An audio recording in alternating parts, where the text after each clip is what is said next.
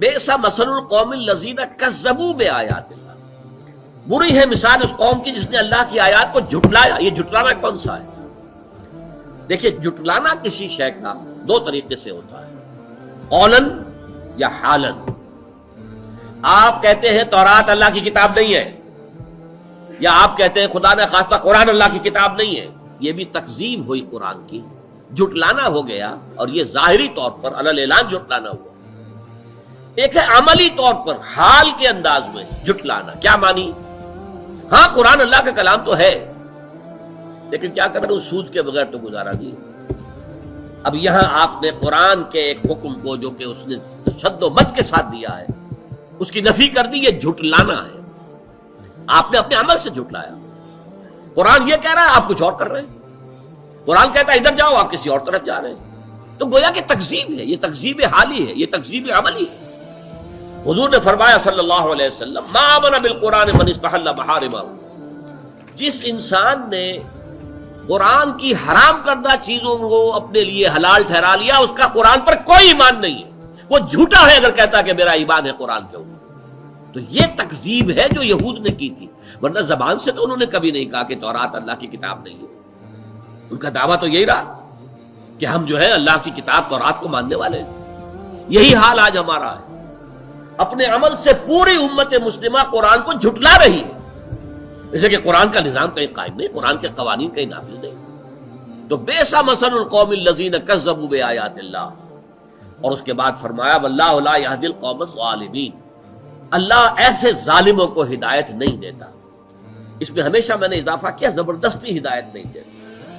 ایک آدمی ظلم کر رہا ہے، غلطی پر ہے، لیکن یہ کہ اس کے اندر ابھی اگر مادہ باقی ہے کہ حق کو سمجھے اور قبول کرے تو اللہ اس کو ہدایت دے دے گا۔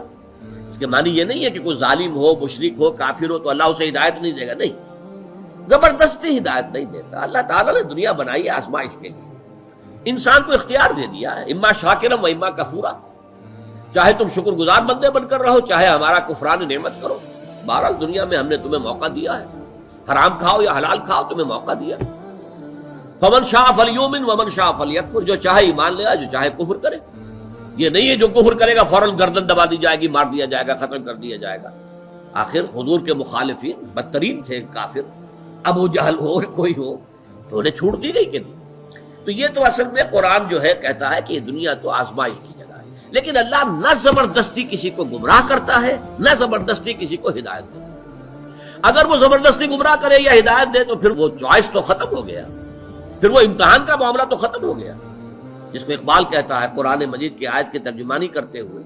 قرآن کہتا ہے خلق الموت والحیات لیبلوکم ایکم احسن عملا، اس نے یہ موت و حیات کا سلسلہ اس لیے بنایا ہے کہ تمہیں آزمائے کہ کون ہے تم میں سے اچھے عمل کرنے والے۔ اسی کو علامہ اقبال نے کہا قلزم ہستی سے تو ابراہ مانند حباب، کیا ہماری حیثیت ہے، یہ پوری کائنات، اس میں میرا اور آپ کا کیا مقام ہے؟ بلبلہ، جیسے سمندر کے اوپر پانی کا کوئی بلبلہ بن گیا ہو تو سمندر کے پانی سے اس بلبلے کی کیا نسبت ہے؟ لیکن یہ بلبلہ بہت عظیم ہے، یہ انسان، اس کو جو ہے خلافت الارض دی گئی ہے، زمین کا خلیفہ بنایا گیا۔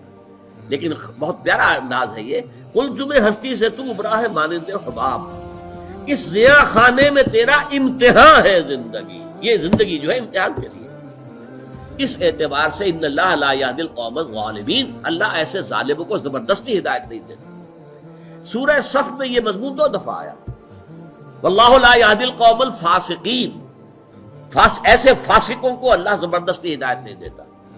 واللہ لا یہدی القوم الظالمین، اللہ ایسے ظالموں کو ہدایت نہیں دیتا زبردستی۔ یہاں پر دوسرا لفظ آیا ظالمین، اور اگلی سورت جو ہے سورہ منافقون، اس کے بعد ہمیں اسی کا مطالعہ کرنا ہے، اس میں ان اللہ لا یہدی القوم الفاسقین دوبارہ